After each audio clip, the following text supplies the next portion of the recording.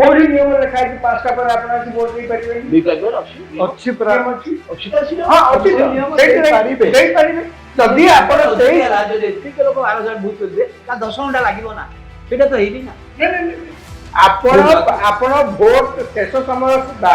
आपण यदि कैंपस रे अछंती ताले आपण भोट दे परिबे हां सेटा तो तेणु जदि आपण अभियोग सीसीटीवी फुटेज तमरा कोन असुविधा शुणु आज्ञा सीसीटीवी फुटेज जहाँ एक्जिस्टिंग नियम अच्छी इलेक्शन कमिशन से अनुसार चलो ना आपण अभियोग कले आज सीसीटीवी फुटेज मत दियो काली सकाळे आउ जण आसी को मत वीवीपैट दियो काली सकाळे आउ जण एटा कोन होते आपण कोन इलेक्शन कमिशन रे खेळला भी रवि बाबू आपण जेतले जितिबे आपण हेतले क्वेश्चन करिवे ना नहीं हां जेतिक बेले आपण हारी दिबे सेतिक सेति बेले आगे महाशय क्वेश्चन क्वेश्चन सब आपण बर्तमान तो प्रॉब्लम होची सेटा हां इलेक्शन कमिशन ऊपर आपण 7000 लोक प्रभाव पकेवा पई से आर्टिकल लिखि जल्दी आर्टिकल इलेक्शन जगह आर्टिकल लेखते आपण कोहू ए वोटर होती जाओ जा कोना हां जे करू आगे जे डेटा अछि तो जे एई जो 7000 लोक जाल बोली राहुल गांधी कहते ताको भितर 70 जन लोक जाल बोली से गोटे तालिका प्रकाश कर एमाने वोटर नहंती किनु वोटर लिस्ट ताका नाम ठीक करिवे अरे फिगर कोन 7000 कह दोछंती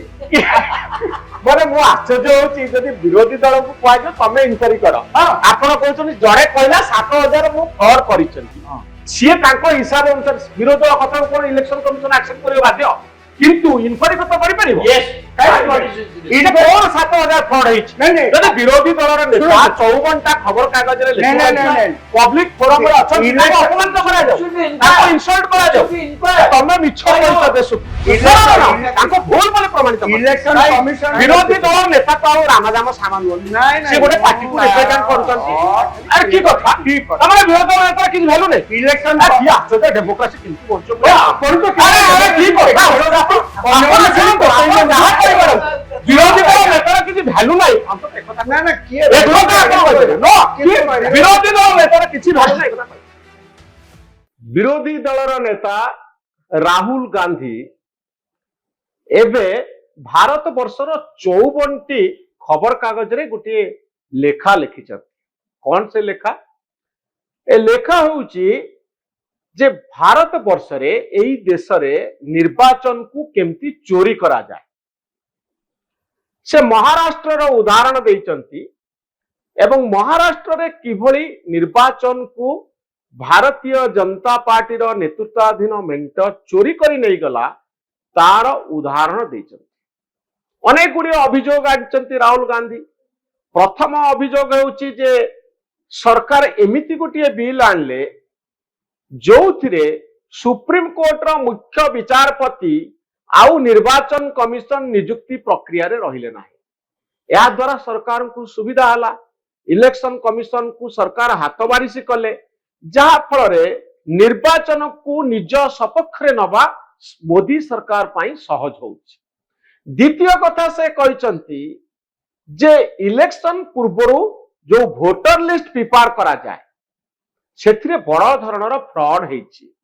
अर्थात एभली काम करा जाइछि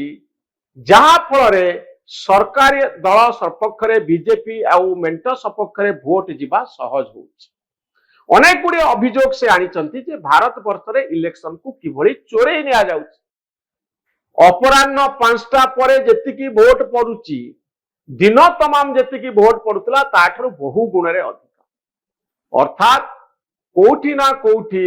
इलेक्शन को निज सपक्ष रे नवा पाई मोदी सरकार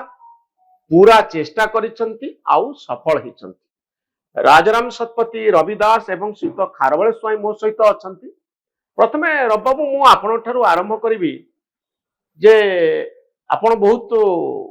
ए संपर्क रे कंसर्न एक्सप्रेस करिसंती भारत वर्ष रे इलेक्शन ता एभली होउची केवल मोदी एवं बीजेपी सपक्ष रे जाउची तो आपण राहुल गांधी को जुक्ति सहित एकमत नहीं राहुल गांधी को जुक्ति सहित एकमत नुह मोर कथा हूँ भारत वर्ष भारत जो गणतंत्र तार अन्य पारामीटर्स रे बहुत दुर्बलता देखा देइथिले मध्य हमर इलेक्ट्राल प्रोसेसटा मोटन भाव रे भलो अछि बोली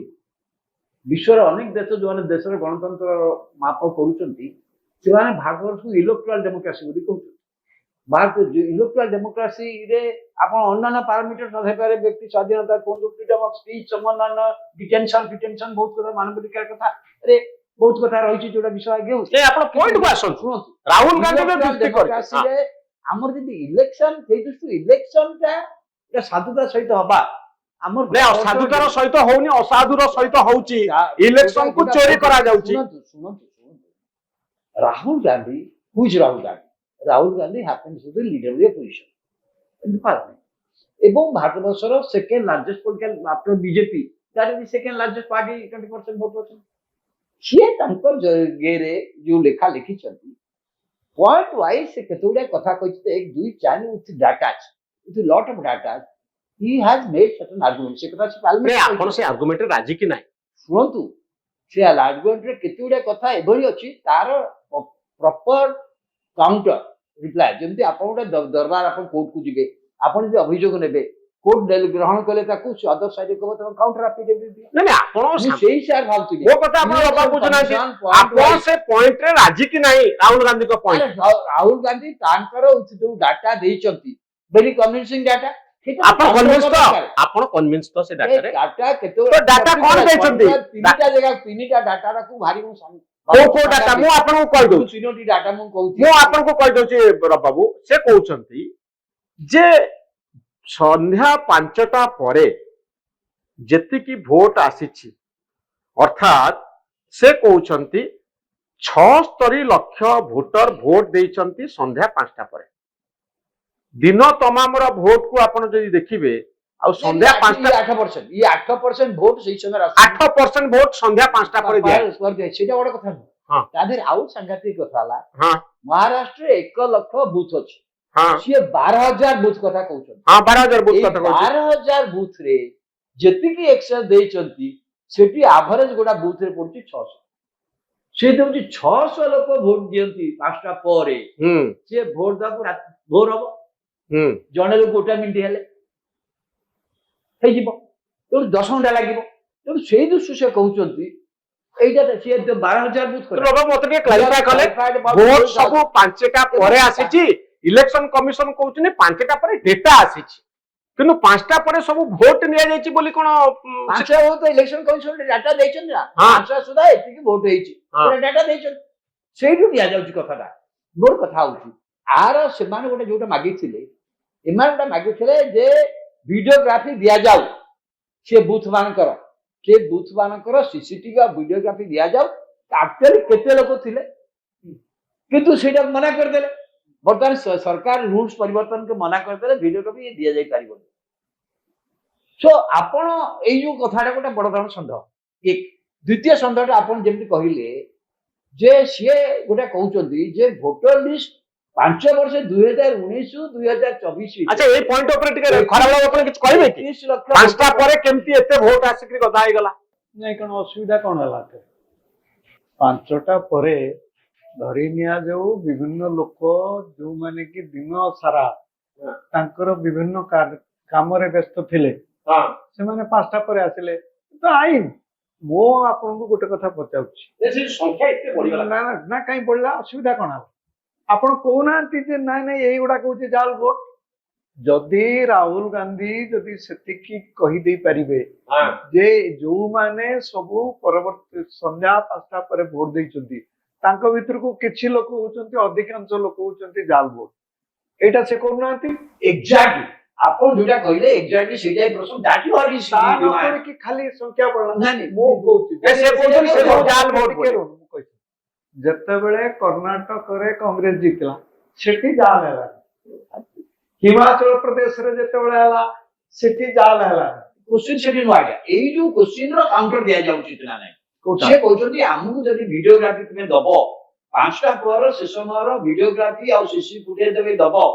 देन 12 से बेसी माउ ना मात्र 12000 बूथ जोटी एक्सेस वोटिंग दा 12 नॉट 1 लाखटा बूथ भितर 12000 बूथ को से कंसंट्रेट करछन अच्छा जोटी अधिका ଦଉନାହାନ୍ତି ସେ ଆଣିକି ସିସିଟିଭି ଦିଅ। ଦେଲନି ପରା ଇଲେକ୍ସନ ଇଲେକ୍ସନ କମିଶନ ମନା କରିଦେଲେ। ହଁ ଖାରବେଳ ବାବୁଙ୍କୁ ଯୋଉ ପଏଣ୍ଟ କହୁଥିଲେ ଆପଣ ରାଜାରାମ ବାବୁ, ସିସିଟିଭି ଫୁଟେଜ ଦବା ଉଚିତ କି ନୁହେଁ? ଇଲେକ୍ସନ ଚୋରି ହଉଛି ଭାରତ ବର୍ଷରେ। ନାଇଁ ଇଲେକ୍ସନ ଚୋରି ହଉଛି ତ ଇଏ ପ୍ରଥମ ନିର୍ବାଚନ ଯେବେ 51-52 ମସିହାରେ ହେଇଥିଲା ସେତେବେଳୁ ତ ଇଲେକ୍ସନ ସେତେବେଳୁ ଯେ ଇଲେକ୍ସନ କଣ୍ଡକ୍ଟ କରୁଥିଲେ ଯେ ଇଲେକ୍ସନ କମିଶନର ସିଏ ତାଙ୍କ ରିପୋର୍ଟରେ ଲିଖିଛନ୍ତି କେମିତି ଇଲେକ୍ସନ ଭୋଟ ଚୋରି ହଉଥିଲା। ମାନେ ଯିଏ ଯାଇକିରି କଂଗ୍ରେସ ବାକ୍ସରେ ଭୋଟ ପକେଇକିରି ପଦାକୁ ଆସୁଥିଲା ଟଙ୍କାଟିଏ ପାଉଥିଲା, ସେତେବେଳେ ସିଏ ଲେଖିଛନ୍ତି ଏ କଥା। ତେଣୁ ସବୁବେଳେ ଏ ଯୋଉ ନିର୍ବାଚନରେ ସ୍ୱଚ୍ଛତା ଆମେ ଯେତେ କହିଲେ ବି ସତ କଥା କହିବାକୁ ଗଲେ ଭାରତ ବର୍ଷରେ 100% ସ୍ୱଚ୍ଛତା ନିର୍ବାଚନରେ ନାହିଁ। ଦ୍ୱିତୀୟ କଥା ହେଲା ଆପଣ ଯୋଉ କହୁଛନ୍ତି ଯେ 5ଟା ପରେ 12,000 ଭୋଟ କେନ୍ଦ୍ର 12,000 ଭୋଟ କେନ୍ଦ୍ରରେ 5ଟା ପରେ 8% ଭୋଟର ଭୋଟ ଦେଇଛନ୍ତି। ମୁଁ ଯାହା ଖାରବେଳକୁ କହିଲେ ତାଙ୍କ ସହିତ ଏକମତ। କୋଉଠି ନିୟମ ଲେଖା ହେଇଛି 5ଟା ପରେ ଆପଣ ଆସି ଭୋଟ ଦେଇପାରିବେନି? ଅଛି ପୁରା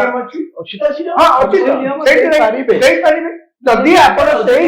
ଏତିକି ଲୋକ 12,000 ବୁଥ କରିବେ ତା 10 ଘଣ୍ଟା ଲାଗିବ ନା, ସେଇଟା ତ ହେଇନି ନା। ଆପଣ ଭୋଟ ଶେଷ ସମୟ ସୁଦ୍ଧା ଆପଣ ଯଦି କ୍ୟାମ୍ପସରେ ଅଛନ୍ତି ତାହେଲେ ଆପଣ ଭୋଟ ଦେଇପାରିବେ। ତେଣୁ ଯଦି ଆପଣ ଅଭିଯୋଗ ସିସିଟିଭି ଫୁଟେଜ ଦବାର କଣ ଅସୁବିଧା? ଶୁଣନ୍ତୁ ଆଜ୍ଞା, ସିସିଟିଭି ଫୁଟେଜ ଯାହା ତ ଏକ୍ଜିଷ୍ଟିଂ ନିୟମ ଅଛି ଇଲେକ୍ସନ କମିଶନ ସେଇ ଅନୁସାରେ ଚାଲିବ ନା ଆପଣ ଅଭିଯୋଗ କଲେ ଆଜି ସିସିଟିଭି ଫୁଟେଜ ମତେ ଦିଅ, କାଲି ସକାଳେ ଆଉ ଜଣେ ଆସି କହ ମତେ ଭିଭିପ୍ୟାଟ ସେଇଟା ଦିଅ, କାଲି ସକାଳେ ଆଉ ଜଣେ ଆସି, ଏଇଟା କଣ ଗୋଟେ ଆପଣ କଣ ଇଲେକ୍ସନ କମିଶନ ଗୋଟେ ଖେଳିଲା ବୋଲି ଭାବୁଛନ୍ତି ନା କଣ? ଆପଣଙ୍କର ଯଦି ରାଜାରାମ ବାବୁ ଏଠି ଗୋଟେ ପଏଣ୍ଟ ଅଛି ଯେ ଭାରତର ବିରୋଧୀ ଦଳର ନେତା, ମୁଖ୍ୟ ବିରୋଧୀ ଦଳର ନେତା କଣ କହିପାରିବେ ନା ଆମେ ଟିକେ ସିସିଟିଭି ଫୁଟେଜ କୁହନ୍ତୁ ନା, କିଏ ମନା କରୁଛି? ଦବାଟା କଣ ଏଇଟା ଗୋଟେ ଏତେ ବଡ ସିକ୍ରେଟ ଜିନିଷ କି? ହଁ ଅଫକୋର୍ସ ଦେयर ଇଜ ଏ ଲ ନା। ଇଲେକ୍ସନ କମିଶନ ଗୋଟେ ଯାହା ବି ହଉ ଇଲେକ୍ସନ ଦିଅ ନା ହାଇକୋର୍ଟ ଯଦି କହିଦେଲା ଦିଅ ଶୁଣନ୍ତୁ ହାଇକୋର୍ଟ କହିଦେଲେ ତ ଖାଲି ନିୟମ ହେଇଯିବନି ଦେଶରେ ନା। ହାଇକୋର୍ଟ କହିଦେଲା ପରେ ମଧ୍ୟ ସରକାର ଯୋଉ ନିୟମଟା କରିବେ ସେଇଟା ହିଁ ନିୟମ। ହାଇକୋର୍ଟ ମତ ଦେଇପାରେ। ଏଇଟା ତାହେଲେ ଭିଡିଓଗ୍ରାଫି କାହା ପାଇଁ ହଉଛି? ଯଦି ଭାରତ ବର୍ଷର ଆପଣ ଗୋଟେ ଭିଡିଓଗ୍ରାଫି ହେଇଛି କଣ ପାଇଁ ରଖା ହେଇଛି? ଶୁଣନ୍ତୁ ଭିଡିଓଗ୍ରାଫି କାହା ପାଇଁ ରଖା ହେଇଛି? ଆପଣ କୋର୍ଟରେ କେସ୍ କରିବେ, କୋର୍ଟ ଯଦି କହିବ ଆମେ ଭିଡିଓଗ୍ରାଫି ଦେଖିବାକୁ ଚାହୁଁଛୁ ତାହେଲେ କେବଳ ଇଲେକ୍ସନ କମିଶନ ଦେଇପାରିବ। ଯୋଉମାନେ ଇଲେକ୍ସନ ଲଢିଲେ ସେମାନେ କହିପାରିବେ no there is no rule, କିଛି ରୁଲ ନାହିଁ। ଆପଣ କଣ ରୁଲ ସବୁ ଆମେ ତିଆରି କରିଛେ ପୁଣି ଆମେ ତିଆରି କଲେ ପୁଣି ଦେବେ? ତିଆରି କରିନାହାନ୍ତି ଯେ ପର୍ଯ୍ୟନ୍ତ ଆପଣ ଚୁପଚାପ ବସନ୍ତୁ ନା। 2 ନମ୍ବର କଥା ରୁଲ କିଏ ତିଆରି କରିବ? ସରକାର ତିଆରି କରନ୍ତୁ। ତ ସେଇଟା ତ ପୁଣି ଏଇଟା ଗୋଟେ ଡେମୋକ୍ରାଟିକ ପ୍ରୋସେସ ନା। ଶୁଣନ୍ତୁ ଆଜ୍ଞା, ଆପଣ ଆଉ ଡେମୋକ୍ରେସି ଶିଖାନ୍ତୁନି। ଡେମୋକ୍ରାଟିକ ପ୍ରୋସେସରେ ତ ନିୟମ ତିଆରି ହୁଏ। ଡେମୋକ୍ରାଟିକ ପ୍ରୋସେସରେ ଡେମୋକ୍ରାଟିକ ପ୍ରୋସେସରେ ନିୟମ ତିଆରି ସେଇଟାକୁ ସେ ଚ୍ୟାଲେଞ୍ଜ କରିଛନ୍ତି ଯେ ଯେତେବେଳେ ଇଲେକ୍ସନ କମିଶନ ଆପଏଣ୍ଟମେଣ୍ଟ ହଉଛନ୍ତି ଆପଣ ଆମେଣ୍ଡମେଣ୍ଟ କରିକିରି ଚିଫ ଜଷ୍ଟିସ ଅଫ ଇଣ୍ଡିଆକୁ ବାହାର କରିଦେଲେ, ଆପଣ ନିଜ ସପକ୍ଷରେ ନେଇଗଲେ ଇଲେକ୍ସନ କମିଶନ ଆପଏଣ୍ଟମେଣ୍ଟକୁ। ଶୁଣନ୍ତୁ ଆଜ୍ଞା, ଆପଣ ସବୁଗୁଡା ଖେଚୁଡି କରିକିରି ଆପଣ କିଛି ପଏଣ୍ଟ କହିବାକୁ ଚାହୁଁଛନ୍ତି। ମୁଁ ଆପଣଙ୍କୁ କହୁଛି ଯେ ଇଲେକ୍ସନ କମିଶନର କେମିତି ନିର୍ବାଚିତ ହେବେ ତା ବିଷୟରେ ଯାହା ଆପଣଙ୍କର ଅଭିଯୋଗ ଅଛି ତାପରେ ଡିବେଟ ହେଇପାରେ, ମୁଁ ସେ କଥା କହୁନି। କିନ୍ତୁ ସେଇଦିନ ଯୋଉ ଭୋଟ ହେଲା 5ଟା ପରେ ଯୋଉମାନେ ଆସି ଭୋଟ ଦେଲେ ଆପଣ ହଠାତ୍ ଆସିକିରି କହୁଛନ୍ତି ଯେ ମତେ ସେ ଭିଡିଓଗ୍ରାଫିଟା ଦେଖାନ୍ତୁ। ଆପଣ କିଏ? ଆପଣ ତ ନିୟମ ତ ନାହିଁ ନା। ଆପଣ କାଲି ସକାଳେ ନିୟମ ଆପଣଙ୍କର କଣ ମତ? ଶୁଣନ୍ତୁ ଆଜ୍ଞା, ଶୁଣନ୍ତୁ ମୁଁ ଛାଡ଼ିଦେବି, ମୁଁ ଗୋଟେ ସେକେଣ୍ଡ ଛାଡ଼ିଦେଉଛି।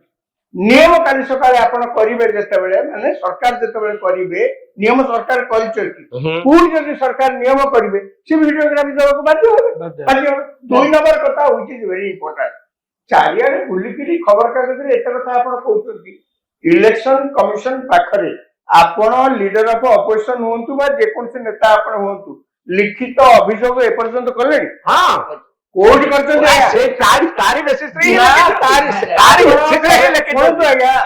ଅଭିଯୋଗ କରିବାଟା ଗୋଟେ ବହୁତ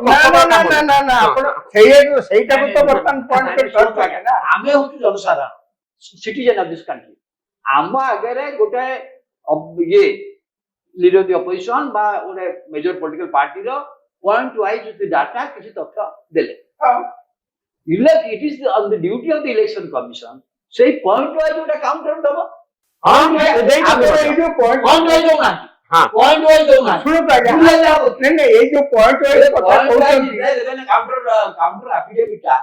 ଦେଖିଛି ଯଦି ଇଲେକ୍ସନ ମାନେ କୋର୍ଟରେ କାଉଣ୍ଟର जो पॉइंट आप देछे से पॉइंट काउंटर हो ଆଜ୍ଞା ଆଜ୍ଞା ମୁଁ ଗୋଟେ କଥା କହୁଛି ଆପଣ ନା ଇଲେକ୍ସନ କମିଶନ ତାଙ୍କ କାଉଣ୍ଟରରେ କଣ କହିଛନ୍ତି ଆପଣ ଟିକେ ଦେଖୁନାହାନ୍ତି। ସେ କହୁଛନ୍ତି ଯେ 5ଟା ପରେ ସାଧାରଣତଃ ଅଧିକାଂଶ ଲୋକ ଆସନ୍ତି। ହଁ। ଏଥିରେ ଇଲେକ୍ସନ କମିଶନ କୋଉ ଡାଟାଟା ମାନେ ଅସୁବିଧାଟା କୋଉଠି ରହୁଛି? ସେଇ ସମୟରେ ଭାରତ କାହିଁକି କହୁଛି ସେଥିରେ ଦିଆଯାଇଛି ସେ ଯୋଉ ଡାଟା ଲିଖି ଦେଇଛନ୍ତି ରାହୁଲ ଗାନ୍ଧୀ ମୁଁ ତାଙ୍କ ଡାଟା ଦେଇଛନ୍ତି ଯେ ପୂର୍ବରୁ ସେଠି ଯେତେ ନିର୍ବାଚନ ହେଇଛି ସେ ରାଜ୍ୟରେ ମହାରାଷ୍ଟ୍ରରେ ଗତ 3ଟା ନିର୍ବାଚନ ସେ ଡାଟା ଦେଇଛନ୍ତି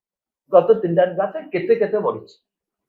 ବଢିନି 1.1% 1.5% ବଢିଛି 5ଟା ପରେ ଯୋଉ କଥା ଏଇନି ବଢୁଛି 8% ପୂର୍ବରୁ କେହି ବଢିନି ଏବଂ ସେତେବେଳେ ଯେତେବେଳେ ଭାରତବର୍ଷ ଅନ୍ୟ ଗୋଟେ ରାଜ୍ୟରେ ମଧ୍ୟ ନିର୍ବାଚନ ହଉଛି ଯେମିତି ଝାଡଖଣ୍ଡରେ ହେଲା ସେ ସେମାନେ ନିର୍ବାଚନ ଝାଡଖଣ୍ଡରେ ବଢିଲା ଯେ 5ଟା ବେଳେ ଯୋଉ ଫିଗର ଦେଇଥିଲେ ତା ପରଦିନ ଯୋଉ ଫିଗର ବଢିଲା ସେଟା 2%। 8% ବଢିଥିବାର କୌଣସି ରେକର୍ଡ ନାହିଁ। ନାଇଁ ଯଦି ଆପଣଙ୍କ ପାଖରେ ଏତେ ତଥ୍ୟ ପ୍ରମାଣ ଅଛି ରେକର୍ଡ ନାହିଁ ମାନେ ସେଟା ହେଇପାରିବନି କଣ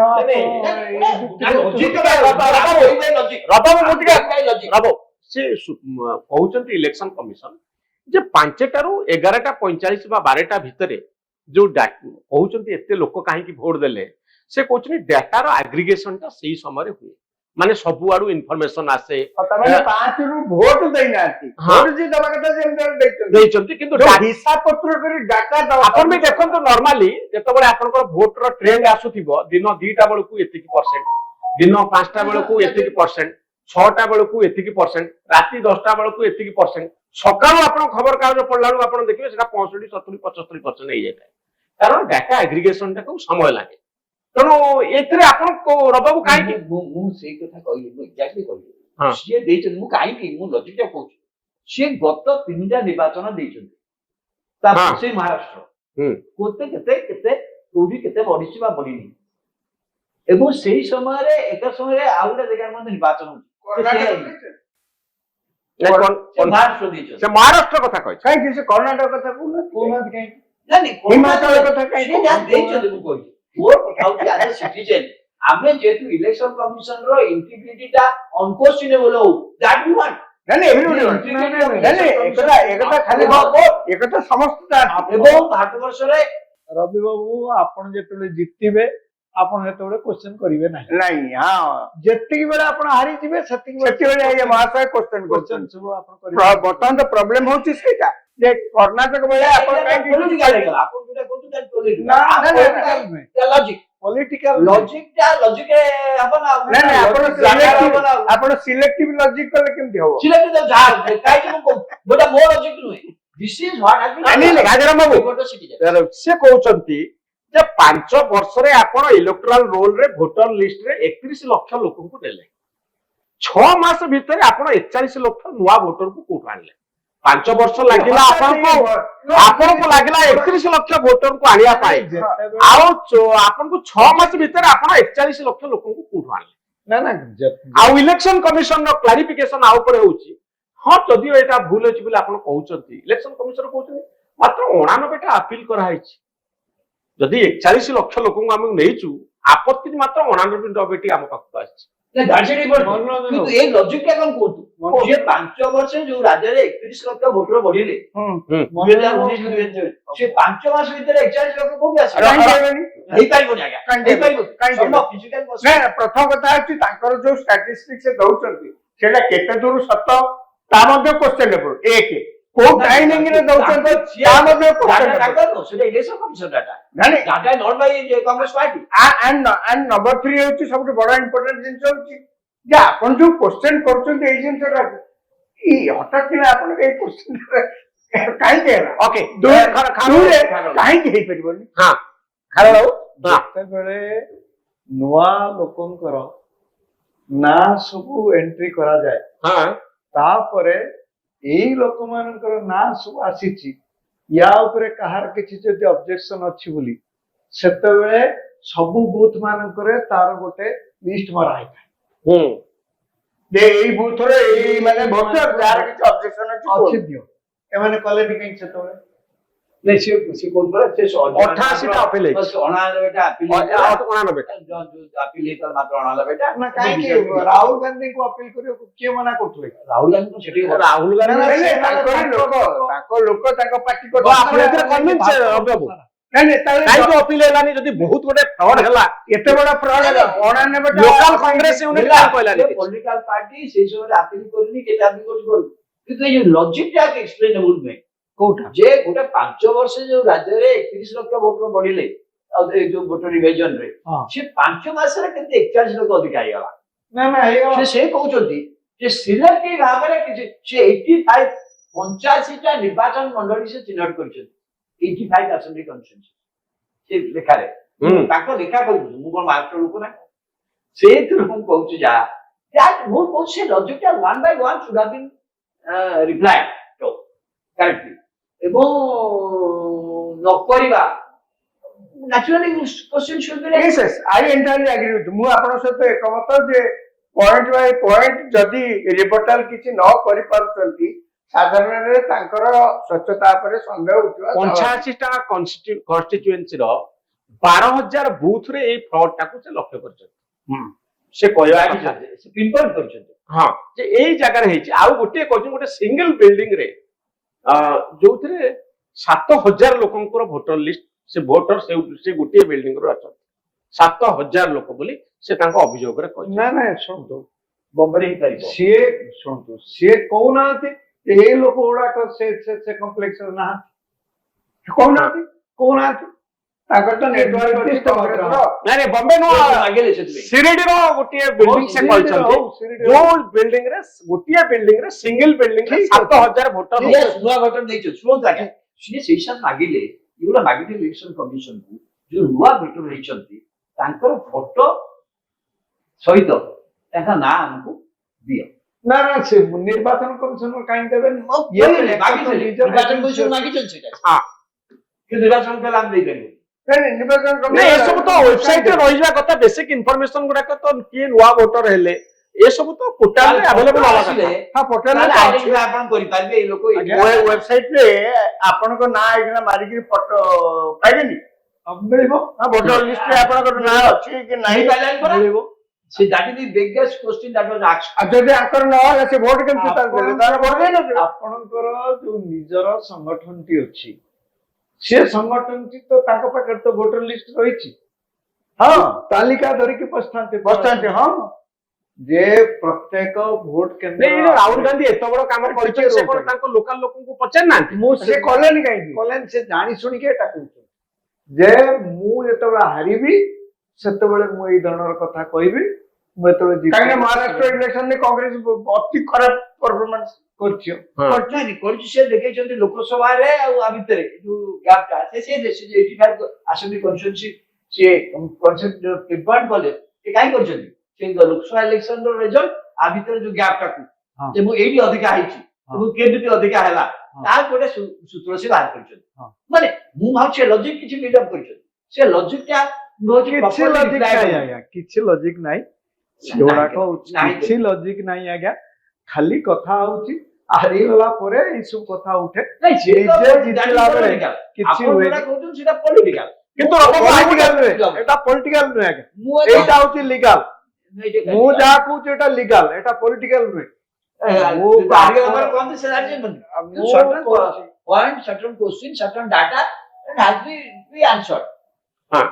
କିନ୍ତୁ ଇଲେକ୍ସନ ଇଲେକ୍ସନ କମିଶନ ଗୋଟିଏ ଯଦି ଗୋଟେ ଇନଷ୍ଟିଚ୍ୟୁଟ ଏଇ ଯୋଉ 85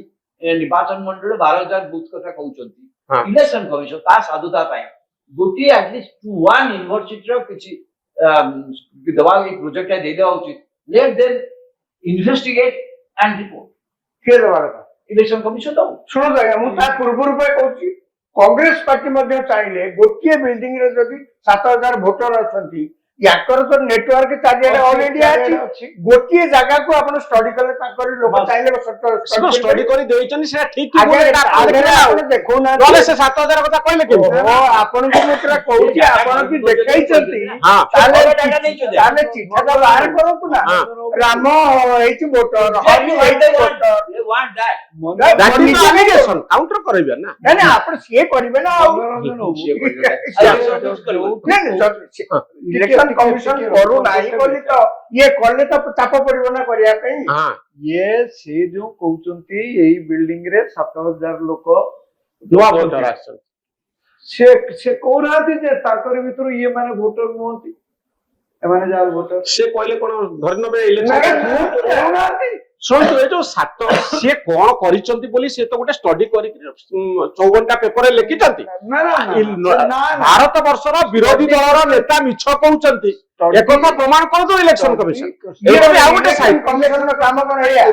କାମ ଏ ନୁହଁ ବିରୋଧୀ ଦଳ ନେତା କଥା ଶୁଣିବନି। ଆପଣ ଯୋଉଟା ସୁବିଧା କି ଆପଣ କଣ ସିଏ ଗୋଟେ ମୁଁ ଗୋଟେ ଏଡ ବଡ ଡେମୋକ୍ରାସିରେ ତାଙ୍କ ଦରୁ ଚାଲିଛି ସେ ଗୋଟେ ଆଲିଗେସନ କରିପାରିବେନି। ଆଜ୍ଞା ଠିକ କଥା ଡେମୋକ୍ରାସିରେ ପୁରା ସେଇଥିପାଇଁ କୁହାଉଛି ଆଲିଗେସନ କରି ଆପଣ ଶୁଣନ୍ତୁ ଆଜ୍ଞା ଆପଣ ଶୁଣିବାକୁ ନାରାଜ ଯେ ଯେତେବେଳେ ବିଜେଡି ହାରିଗଲା ହଁ ସେତେବେଳେ ଜାଲିଆତି କରିକି ନବୀନ ପଟ୍ଟନାୟକ ଜିତିଛନ୍ତି। ମୁଁ ଏତିକି ଅଭିଯୋଗ କରିଦେଲେ ଏଟା କଣ ଇଲେକ୍ସନ କମିଶନର କାମ ଯେ ସିଏ ବର୍ତ୍ତମାନ ଯାଇକି ତଦନ୍ତ କରିବ। ଆପଣ ଗୋଟେ ଆଲିଗେସନ କଲେ ଆପଣଙ୍କ କଥା ଶୁଣିବେ ଆଜ୍ଞା ଆପଣ ଗୋଟେ ଆଲିଗେସନ କଲେ ପେପରଟେ ଦେଲେ ଆପଣଙ୍କ କଥା ଶୁଣିବେନି କେହି? କିଏ କଣ ଶୁଣିବେ କହୁନାହାନ୍ତି କଣ ଶୁଣିବେ ଯିଏ ଯାହା ଭାରତ ବର୍ଷରେ ଯିଏ ଯାହା ଅଭିଯୋଗ କରିବେ ନା ଯିଏ ଯାହା ସେଇଟା ତ ଗଣତନ୍ତ୍ର। ଆପଣ ଅଭିଯୋଗ କଲେ ନା ବିଚାରକୁ ନିଆଯିବ ସତ କି ନ ଆମ ଦେଶରେ ପ୍ରଧାନମନ୍ତ୍ରୀ ଯିଏ ପ୍ରାଇମ ମିନିଷ୍ଟର ସ୍ପିକ୍ସ ଫର ଦ ନେସନ ଏଠାରେ ଯେ ପ୍ରାଇମ ମିନିଷ୍ଟରଙ୍କର ଯାହା କହୁଛନ୍ତି ମାନେ ହୋଇ ପ୍ରାଇମ ମିନିଷ୍ଟର ସେ talking for the entire nation. ସେଠି ଲିଡର ଅଫ ଦ ଅପୋଜିସନ କହୁଛି ଇଟ୍ is also A voice not for the nation. It is a voice. I do not deny. କିନ୍ତୁ ସିଏ ଯେ ରାଷ୍ଟ୍ରପତି he is speaking for his party. No, how can? How can ଆଜ୍ଞା ଠିକ କଥା ଆଜ୍ଞା ଗଣତନ୍ତ୍ରରେ ଏଇ କଥା ସମସ୍ତେ ସରକାର ଯଦି କୌଣସି କଥା ମାନୁନାହାନ୍ତି ସରକାର ଯଦି ଗଣତାନ୍ତ୍ରିକ ବ୍ୟବସ୍ଥାରୁ ଦୂରେଇକି ଯାଇ ଅନ୍ୟ କିଛି କରୁଛନ୍ତି ସେଥିପାଇଁ ମିଡିଆ ଏବଂ ଅନ୍ୟାନ୍ୟ ସିଭିଲ ସୋସାଇଟି ବିରୋଧୀ ଦଳ ଏଇମାନେ ସବୁ ପ୍ରେସର ପକାନ୍ତି। କେମିତି ପ୍ରେସର ପକାନ୍ତି? ଇଲେକ୍ସନ କମିଶନ ଯଦି ଏତେ ଲକ୍ଷ ବୋଗସ୍ ଭୋଟର ବୋଲିକି ଯାହା ସେ ଆଲିଗେସନ କରୁଛନ୍ତି ସିଏ ଯଦି ତଥ୍ୟ ପ୍ରମାଣ ଦଉନାହାନ୍ତି ଠିକ ଅଛି ନ ଦିଅନ୍ତୁ। ଆପଣ 7,000 ଭୋଟରଙ୍କର ତଥ୍ୟ ପ୍ରମାଣ ଯଦି ପବ୍ଲିକ କରିବେ ପ୍ରେସର ପଡିବନି ସରକାର କରିଛନ୍ତି ସେଇଥିପାଇଁ ଶୁଣନ୍ତୁ 7,000 ଫିଗରଟା କୋଉଠୁ ଆଣିଲେ ସେ କରିଛନ୍ତି ବୋଲି ଆପଣ ଶୁଣିବାକୁ ନାରାଜ କି କଥା 7,000 କଥା ସେ କହିଛନ୍ତି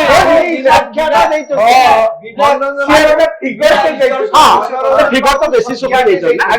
ସଂଖ୍ୟା ଆପଣ ଜବରଦସ୍ତି ଏଇ ଲୋକ ଗୁଡା କହୁଛନ୍ତି ଜାଲ 7,000 କଣ ଲୋକ ପେପରରେ ବାହାର କରିବେ ନା ଅଛି ବୋଲି ତ 7,000 କହିଛନ୍ତି 7,000 ଲୋକ ନା କଣ ଆପଣ ଚିହ୍ନିବେ କୋଉଠି ଚିହ୍ନିବା ଦରକାର ତାଙ୍କ ଗାଁ ଲୋକ ଚିହ୍ନିବେ ସେ ଜଣେ ଯେତେବେଳେ ପବ୍ଲିକ ଫୋରମରେ ଭାରତ ବର୍ଷର ଲିଡର ଅଫ ଅପୋଜିସନ ଆପଣ ତାଙ୍କର ତ ଗୋଟେ ଭଏସ ଅଛି ନା ନାଇଁ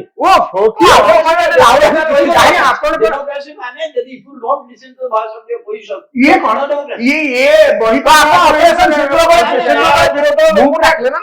ବିରୋଧ ନେତାଙ୍କୁ ଡାକି ତ ପୁଣି ବସେଇଥିଲେ ତାଙ୍କ ଏମପି ମାନଙ୍କୁ ତ ପୁଣି ବାହାରକୁ ସେମାନେ ଯଦି କିଛି ନୁହନ୍ତି ଡାକିକି ଆଲୋଚନା କାହିଁ କରୁଛି ସେଟା ଅପରେସନ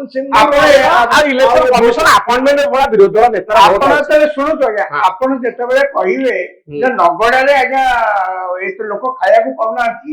ସେତେବେଳେ ସରକାର କଣ କହିବେ ହଁ ଯାହା କହୁଛନ୍ତି ଇଏ ଠିକ କହୁଛନ୍ତି ସରକାର କାହିଁ ମୋ କଥା ଶୁଣନ୍ତୁ ଆଜ୍ଞା ସରକାର ସବୁବେଳେ ମନା କରିବେ ଆଜ୍ଞା ଆମର ସବୁ ଠିକ ଚାଲିଛି ତାପରେ କଣ କରାଯାଏ ଶୁଣନ୍ତୁ ଆଜ୍ଞା ଆପଣ ମାନେ ଉଚ୍ଛନ ସରକାର କାଉଣ୍ଟର କରିବେ ଆଜ୍ଞା ଆପଣ ସବୁଥିରେ କନକ୍ଲୁଜନ କରିଦେଲେ କେମିତି ହବ? ସରକାର ବହୁତ ସମୟରେ ଘୋଡେଇବା ପାଇଁ ମିଛ କହନ୍ତି ଆଜ୍ଞା ଆମର ସବୁ ବଢିଆ ଚାଲିଛି କହନ୍ତି କଣ କରାଯାଏ ତାପରେ ମିଡିଆ କଣ କରେ ଘଟଣାକୁ ଯିବେ ସ୍ପଟକୁ ଯିବେ ଲୋକ ତାଙ୍କ ଚିତ୍ର ଦେଖେଇବେ ଖବର କାଗଜ ହଉ କି ଟେଲିଭିଜନ ହଉ ସରକାର ବୁଦ୍ଧି ବଣା ହୁଏ ସେଥିପାଇଁ କି ନାଇଁ 7,000 ଭୋଟର ଯଦି ଆପଣ ଫିଗରଟା ଦଉଛନ୍ତି ଆମେ ଚିହ୍ନି ପାରିବୁନି ସେ ରାମ କି ହରି କି ଗୋପାଳ ଆମେ ଚିହ୍ନି ପାରିବୁନି ତାଙ୍କରି ସେଇ ଶିରିଡି ଅଞ୍ଚଳର ଲୋକ ତ ଚିହ୍ନିବେ ତାର ପ୍ରଭାବ ପଡିବନି ସରକାର ଉପରେ ସରକାର ଆଜ୍ଞା ମୁହଁ ମୋଡିକିରି ସରକାର ସବୁ ମାନିବାକୁ ବାଧ୍ୟ ହବ। ସେ ପ୍ରଭାବ ପକେଇବା ପାଇଁ ବୋଲେ ସେ ଆର୍ଟିକଲ ଲେଖିଛନ୍ତି ପ୍ରଭାବ ପକେଇବା ପାଇଁ ସେ ଆର୍ଟିକଲ ଲେଖିଛନ୍ତି। ଆଜ୍ଞା ସରକାର ଛାଡନ୍ତୁ ନା ମୁଁ ସେ ଇଲେକ୍ସନ କମିଶନ କଥା କହୁଛି ଇଲେକ୍ସନ କମିଶନ ହୁଅନ୍ତୁ ନା କାହିଁ ମୁଁ ସରକାର କଥା ହଁ ଇଲେକ୍ସନ କମିଶନ ଉପରେ ପ୍ରଭାବ ପଡିବନି ହଁ ଇଲେକ୍ସନ କମିଶନ ଉପରେ ଆପଣ 7,000 ଲୋକ ପ୍ରଭାବ ପକେଇବା ପାଇଁ ସେ ଆର୍ଟିକଲ ଲେଖିଛନ୍ତି। ଆର୍ଟିକଲ ଆପଣ କୁହନ୍ତୁ ଏ ଭୋଟର ହଉଛି ଯାଅ କହୁନାହାନ୍ତି ଯିଏ କରୁଛନ୍ତି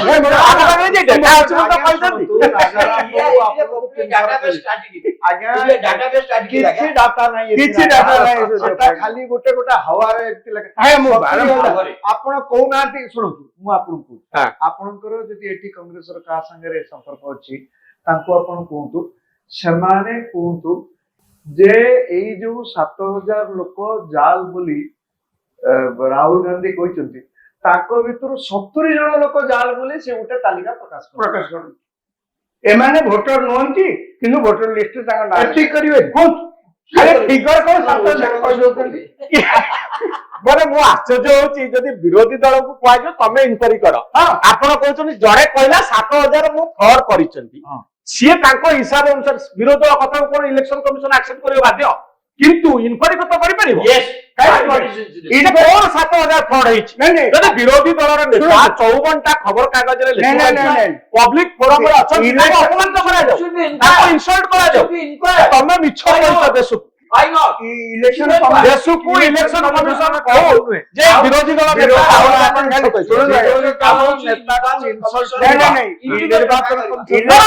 ତାଙ୍କୁ ଭୁଲ ବୋଲି ପ୍ରମାଣିତ ବିରୋଧୀ ଦଳ ନେତା ତ ଆଉ ରାମଦାମ ସାମା ନୁହନ୍ତି ସେ ଗୋଟେ ପାର୍ଟିକୁ ରିପ୍ରେଜେଣ୍ଟ କରୁଛନ୍ତି ଆରେ କି କଥା ଆମର ବିରୋଧୀ ଦଳ ନେତା କିଛି ଭ୍ୟାଲୁ ନାହିଁ ଇଲେକ୍ସନ କି ଆଶ୍ଚର୍ଯ୍ୟ ଡେମୋକ୍ରାସି କେମିତି ବଞ୍ଚୁଛ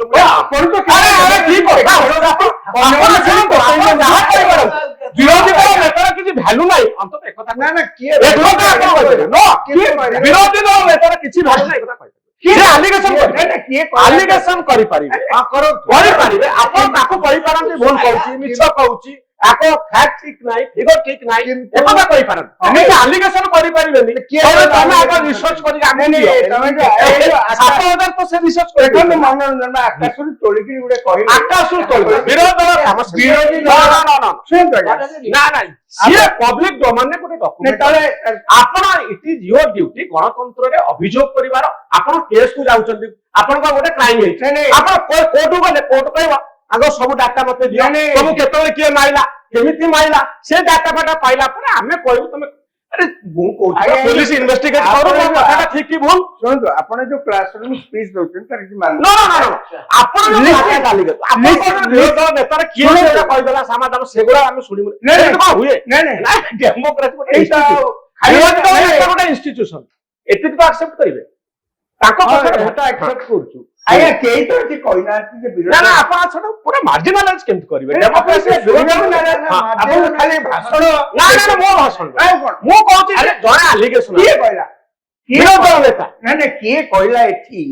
ବିରୋଧୀ ଦଳ ନେତା ଆପଣ କହିଲେ ସେ ଗୋଟେ ରିସର୍ଚ୍ଚ କରି ଆଗ ଦିଅନ୍ତୁ ସେ ତାମାନେ କଣ ବିରୋଧୀ ଦଳ ନେତା କିଛି ନୁହେଁ ନା ନା ନାଇଁ 7,000 ଲୋକଙ୍କର ସେ ଗୋଟେ ତାଲିକା ଦେଇଛନ୍ତି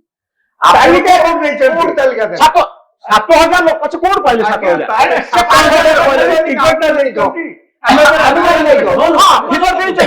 କିଛି ନାହିଁ ତାଙ୍କ ପଚରା ଯିବ ଇଲେକ୍ସନ କମିଶନ ସେ ତ ସେଇ କଥା ଲେଖିଛନ୍ତି ଇଲେକ୍ସନ କମିଶନ କୁ ଆମେ ଇଲେକ୍ସନ କମିଶନ କୋଉ କୁଆଡେ ଆସିଲା ଏଠି ଆର୍ଟିକଲଟା ଇଲେକ୍ସନ କମିଶନ କୁ ଅଭିଯୋଗଟା election commission election commission reply ଦେଇଛନ୍ତି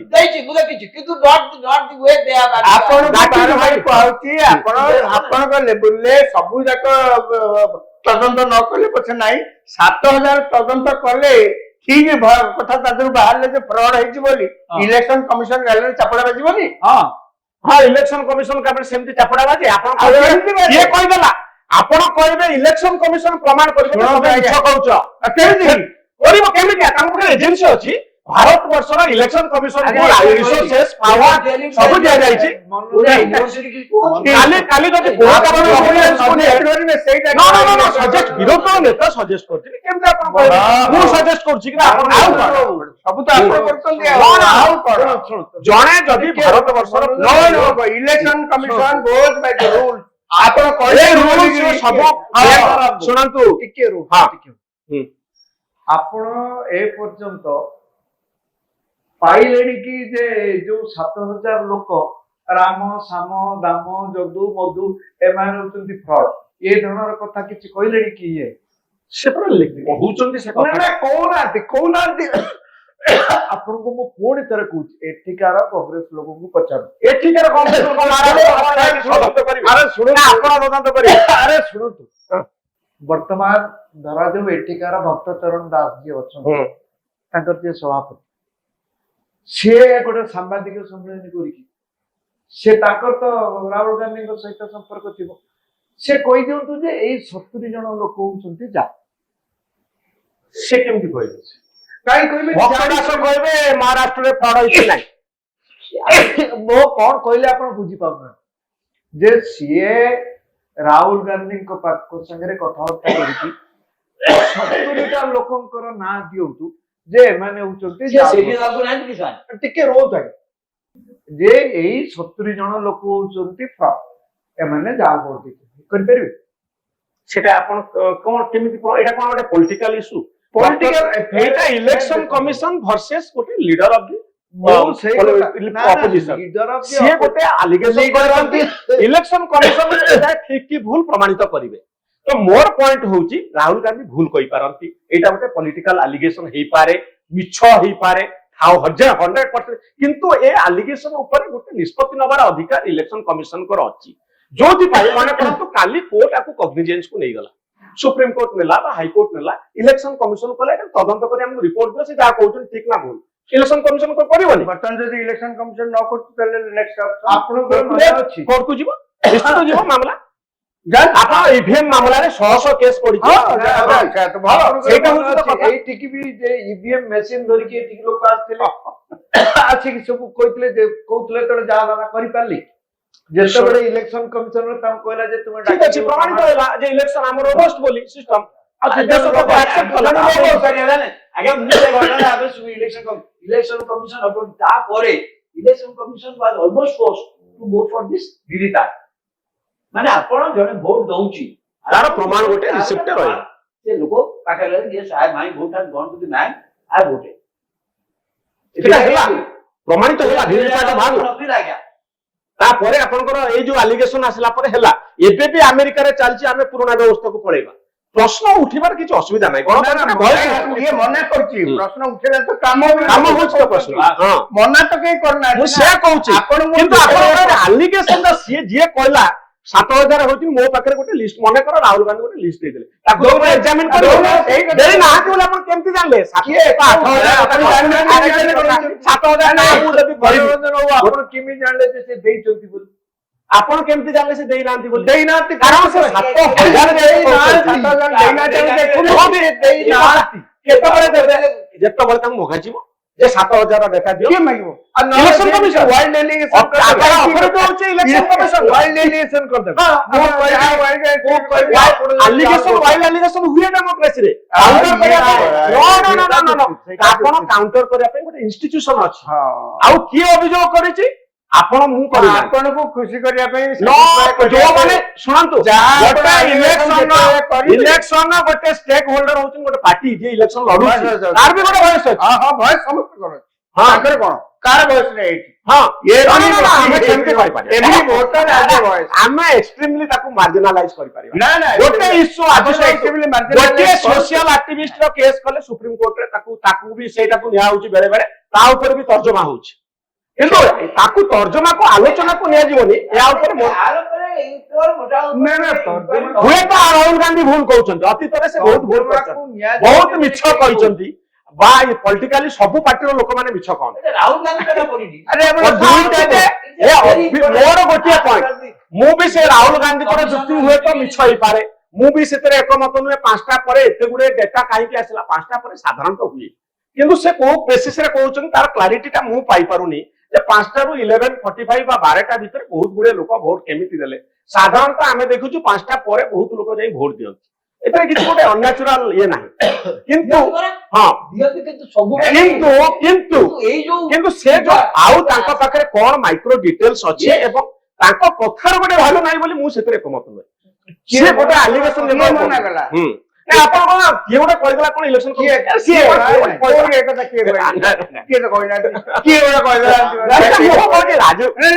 ତ ଆପଣ ଆକ୍ଚୁଆଲି ଗୋଟେ କିମ୍ବଦନ୍ତୀ ବାଗରେ ତାକୁ କରିକି କେବଳ କ୍ୟାମେରା ଆଗରେ ରାହୁଲ ଗାନ୍ଧୀ ଶୁଣନ୍ତୁ, ରାହୁଲ ଗାନ୍ଧୀ ବିରୋଧୀ ଦଳ ନେତା, ଏକଥା ଭାରତ ବର୍ଷରେ ସମସ୍ତେ ଜାଣିଛନ୍ତି। ହଁ ଆପଣ ସିଏ ଗୋଟେ ଅଭିଯୋଗ କଲେ ସେଇଟା ପିଲା ଖେଳ ବୋଲି ବି କେହି କହୁନାହାନ୍ତି। ଆଜି ସରକାର ଅଛି, କାଲି ପୁଣି ଆଉ ଗୋଟେ ଆସିବ। ସେ ଆଉ ଆଗକୁ ଯାଆନ୍ତୁନି ଆପଣ, ସେତିକି ରହୁଛୁ। କିନ୍ତୁ ଆମର କେବଳ କହିବା କଥା, ଆଲିଗେସନ ଆଣିବା ବିରୋଧୀ ଦଳ ନେତା ହିସାବରେ କାହାର କିଛି କହିବାର ନାହିଁ। ପ୍ରେସର ପକାନ୍ତୁ ଇଲେକ୍ସନ କମିଶନ, ଯଦି ସେ ଭୁଲ କରିଛନ୍ତି ସ୍ୱାଭାବିକ, ସମସ୍ତେ ଘୋଡେଇବାକୁ ଚେଷ୍ଟା କରନ୍ତି ସରକାର ଇଲେକ୍ସନ କମିଶନ, ଏଥିରେ କାହାର ବି ସନ୍ଦେହ ନାହିଁ। ହେଇଥାଇପାରେ ଗୋଟେ ଫ୍ରଡ ଭୋଟର୍ସ ତା ଭିତରେ ପସ୍ତାଇ ପାରନ୍ତି। କିନ୍ତୁ ଆପଣ ଯେତେବେଳେ କୌଣସି ଅଭିଯୋଗ ଆଣୁଛନ୍ତି, ଏକଥା ବି ଆପଣ ନିଶ୍ଚୟ ଜାଣିଥିବେ, ଆପଣଙ୍କ ପରାମର୍ଶଦାତା ମାନେ ବି କହିଥିବେ ଇଲେକ୍ସନ କମିଶନ ଘୋଡେଇବ, ଇଲେକ୍ସନ କମିଶନ କେବେ ରାଜି ହବନି। ତେଣୁ ଆମେ ତାକୁ ଡାଟା ଫାଟା ଦେଇକି ସଲିଡ କରିକି ଆମେ ତାକୁ ଉପସ୍ଥାପିତ କରିବାକୁ ପଡିବ। କାହା ଆଗରେ? ଆମେ ଦବା ଇଲେକ୍ସନ କମିଶନକୁ, କିନ୍ତୁ ସାଧାରଣ ଯେମିତି ସେଟା ଚର୍ଚ୍ଚାଟା ଜୋର ଧରିବ। କେତେବେଳେ ଚର୍ଚ୍ଚା ଜୋର ଧରିବ ଆମେ କହୁଛୁ, ଆପଣ ଯେତେବେଳେ କହୁଛନ୍ତି ଲକ୍ଷ ଲକ୍ଷ ଭୋଟର ସବୁ ଫ୍ରଡ ହେଇଛନ୍ତି, ଆକ୍ସେପ୍ଟେଡ, ଧରି ନିଆଯାଉ, ଠିକ। କେବଳ ଆମେ କେବଳ ପଚାରୁଛୁ, ଆପଣ ଯେତେବେଳେ ପିନ୍ ପଏଣ୍ଟ କରି କହୁଛନ୍ତି ଗୋଟିଏ ଜାଗାରୁ 7,000 ଫ୍ରଡ ଭୋଟର୍ସ ଅଛନ୍ତି ବୋଲି ସନ୍ଦେହ କରୁଛନ୍ତି ଆପଣ, ଟୁ ବି ପ୍ରିସାଇଜ, କେହି କହୁନାହାନ୍ତି ଲକ୍ଷ ଲକ୍ଷ ଭୋଟରଙ୍କର ଆପଣ କିଛି କରନ୍ତୁ ବୋଲି କିଛି ତଦନ୍ତ। ସେ ନେଟୱାର୍କ ଆପଣଙ୍କର ହୁଏତ ଏଇ କଂଗ୍ରେସ ପାର୍ଟିର ନଥାଇପାରେ, ଆସ୍ୟୁମିଂ ଆପଣ କେବଳ 7,000 ଆପଣଙ୍କ ନେଟୱାର୍କରେ ୟୁଟିଲାଇଜ କରିକି କରନ୍ତୁ ନା, ତାର ଦେଖିବେ ଆପଣ କି ପ୍ରେସର ପଡିବ ସରକାର ଠୁ ଆରମ୍ଭ କରି ଇଲେକ୍ସନ କମିଶନ ଯାକେ। ମୁଁ ବାଧ୍ୟ ହେବେ ସେମାନେ। ଆପଣ ସେ ଯୋଉ ମୂଳ ଲେଖାଟି ସେ ଲେଖିଛନ୍ତି, ସେ ଲେଖାଟିକୁ ପଢିବେ। ସେ କଣ କହିଛନ୍ତି ଯେ ଏଇ ଯୋଉ ଫ୍ରଡ ହେଇଛି, ମୋର ଗୋଟିଏ ସନ୍ଦେହ ହଉଛି ଯେ ଗୋଟିଏ ବିଲ୍ଡିଂ ରୁ 7,000 ନୂଆ ଭୋଟର କେମିତି ସନ୍ଦେହ? 7,000 ଏଟା ଗୋଟେ ପଏଣ୍ଟ। ଇଲେକ୍ସନ ତ ଆପଣ ଗୋଟେ ପୋଲିସ କଣ କରେ, ଆପଣ ଇନଭେଷ୍ଟିଗେସନ ମାନେ ଗୋଟେ ସନ୍ଦେହ କରନ୍ତି। ମୁଁ ବୁଝିପାରୁନି ଆଜ୍ଞା, ଏଇଟା ଗୋଟେ କଥା ଯେ କାହିଁକି ଇନକ୍ୱାରି ନ ହବ, ଇଲେକ୍ସନ କମିଶନ ଇନକ୍ୱାରି ଆଜ୍ଞା ଇଲେକ୍ସନ କମିଶନକୁ ବାଧ୍ୟ କରିବା ପାଇଁ, ଇନକ୍ୱାରି କରିବା ପାଇଁ ବାଟଟା କହୁଛେ ଆମେ ପୁରା ବାଟଟା କହୁଛୁ। ଇଲେକ୍ସନ କମିଶନ ଘୋଡଉଛି, ଆକ୍ସେପ୍ଟେଡ। ଇଲେକ୍ସନ କମିଶନ ଆପଣଙ୍କ କଥା ଶୁଣୁନି, ଆକ୍ସେପ୍ଟେଡ। ବାଧ୍ୟ କେମିତି ହବ? ଆର୍ଟିକଲଟା ଲେଖିଛନ୍ତି 7,000 ଲୋକଙ୍କ ତାଲିକା କଣ ନ୍ୟୁଜ ପେପର ବାଲା ପବ୍ଲିଶ କରିବା?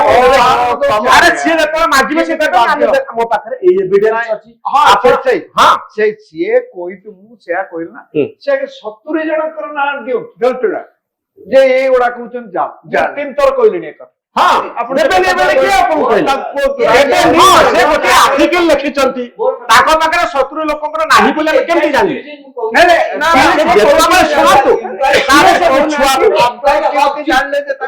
ମୁଁ ଏଇ ପାଇଁ ଜାଣିଲି, ମୁଁ କେବଳ 54ଟା ପେପରରେ ଆମେ ଜାଣୁଛୁ ବା ଓଡିଆ ପେପରରେ ଲେଖିଦେଲେ ଜଣେ ଲୋକ ଯଦି ଲେଖି ପାରୁଛି ତା ପାଖରେ କିଛି ହୁଏତ ଥାଇପାରେ, ଥାଇପାରେ, ନଥାଇ ବି ପାରେ, ଥାଇପାରେ। ସେତେବେଳେ ଯଦି ଗୋଟେ କେସ୍ ବନୁଛି, ପରବର୍ତ୍ତୀ ସମୟରେ ଇଲେକ୍ସନ କମିଶନ ଡାକିବନି ନା, ଆପଣ କହୁଛନ୍ତି ସେ କିଏ ଗୋଟେ କଣ କରିଦେଲେ କଣ ତାକୁ ଡାକିଦବ? ସିଏ ଗୋଟେ ଲେଖିଛନ୍ତି, ବିରୋଧୀ ଦଳ ନେତା, ତାଙ୍କ କଥାକୁ ଡାକିକି ପଚାରିବେ ଆଲୋଚନା କଣ ପଡିଥିଲା। ସେ ମୋର ବାଲେଶ୍ୱରରେ ଭୋଟର ଲିଷ୍ଟରେ ନାଁ ଅଛି, ଆଗରୁ ଭଦ୍ରକର ଥିଲା, ମୁଁ ତାକୁ ସିଫ୍ଟ କରିଦେଇଛି। ତାକୁ ବର୍ତ୍ତମାନ କିଏ ଜଣେ ଚ୍ୟାଲେଞ୍ଜ କରୁଛେ ନା, ମୁଁ ତ ଯେତେବେଳେ ଭୋଟ ଦିଏ ମୁଁ ସେତେବେଳେ ସେଇଟାକୁ ନେଇକି ଦେଖେ। ଏଥର ଯୋଉ ପ୍ରାର୍ଥୀ ହେଇଥିଲି, ସ୍ୱାଧୀନ ପ୍ରାର୍ଥୀ ହେଇକି ଛିଡା ହେଇଥିଲି, ସେତେବେଳେ ଭୋଟର ସେଇଟା ଥିଲା ବୋଲି ଯାଇକି ମୋର ପ୍ରାର୍ଥୀ ପତ୍ରଟା ଆକ୍ସେପ୍ଟେଡ ହେଲା ନା,